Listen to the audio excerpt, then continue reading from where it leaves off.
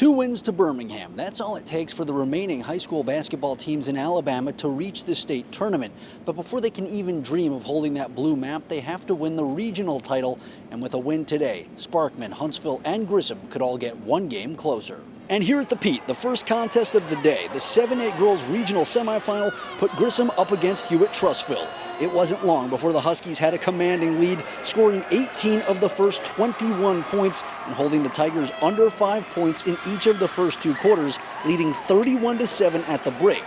Hoping to reach the Elite Eight for the first time since 2017, Madison Grays would help Grissom make a second-half charge, but it wouldn't be nearly enough as the Tigers' first trip to the Sweet 16 in 5 years ends with a heartbreaking loss, 64-22. Up next, the Grissom boys, making their first regional appearance under Jack Doss and hoping to reach the Elite Eight with a win over Chelsea. And they got off to a good start. Landon Williams driving the lane and laying it off the glass to tie it early.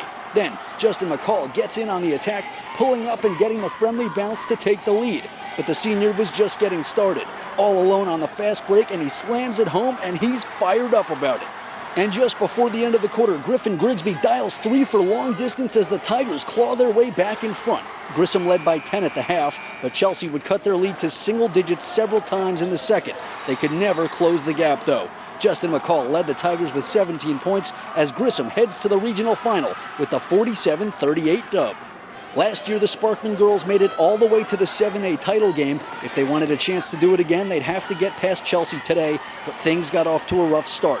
The Hornets seemed to have no problem with the Sparkman defense going on an early run. The Senators would put an end to that as Hannah Horton's corner 3 makes it a 1-point game, but that would be their only make of the first quarter.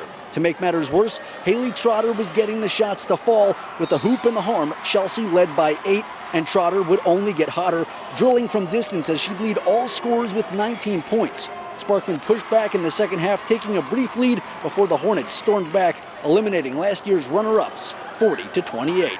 And in our final game of the day, it's Huntsville trying to reach the region final for the 4th straight season.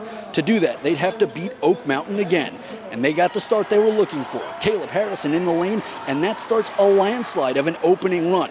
Harrison back in the lane, and the dish to Braden Rivers in the corner has the points flowing.